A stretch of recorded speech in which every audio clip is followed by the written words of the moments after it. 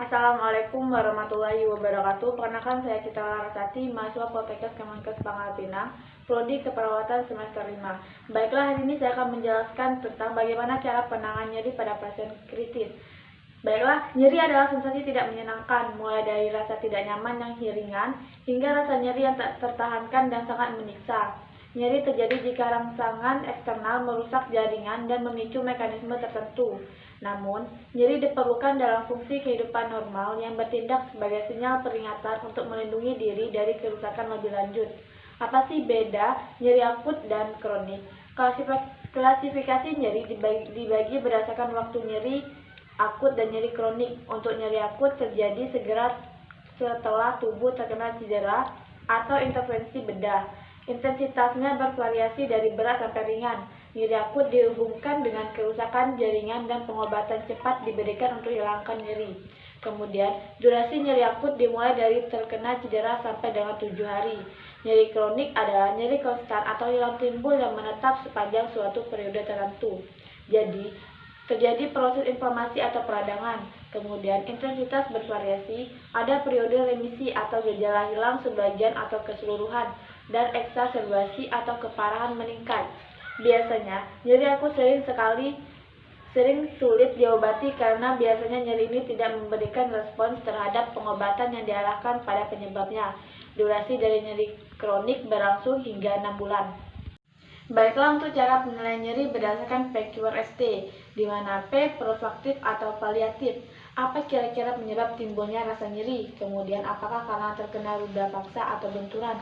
Kemudian, apakah akibat penyanyatannya?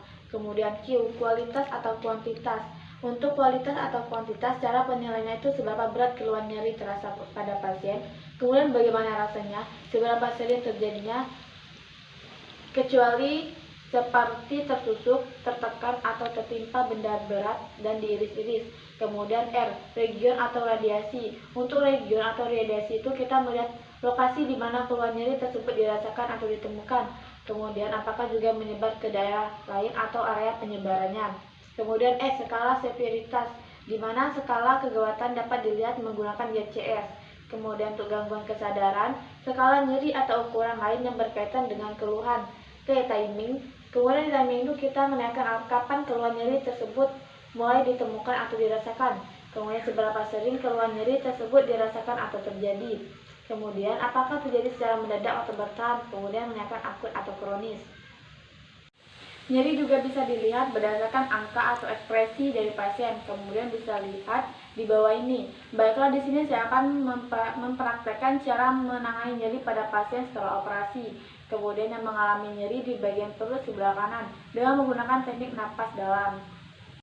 Baiklah, untuk caranya itu pertama, tangan kanan di bagian dada, kemudian lalu tangan kirinya di bagian perut.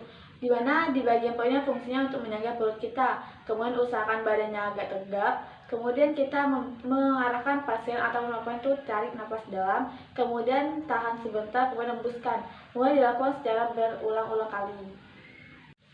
Baiklah, sekian dari penjelasan saya hari ini. Jika ada kesalahan saya mohon maaf karena kami masih proses dalam pembelajaran. Wabillahi taufiq wal hidayah. Wassalamualaikum warahmatullahi wabarakatuh.